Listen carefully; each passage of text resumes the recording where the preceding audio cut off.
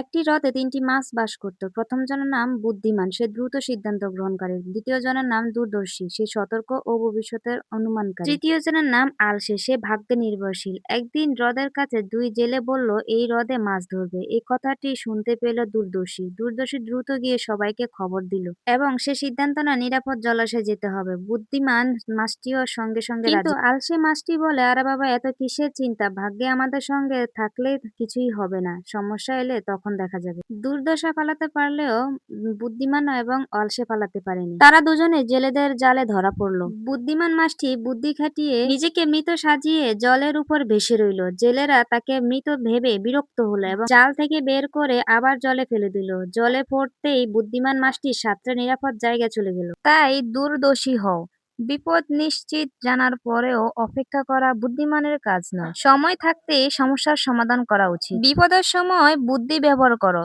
যদি বিপদ এড়ানো না যায়, তবে ভয় না পেয়ে নিজের বুদ্ধি খাটিয়ে পরিস্থিতি মোকাবেলা করতে শিখতে হবে। আর সবচেয়ে বড় বিষয় হলো অলসতা পরিহার করো।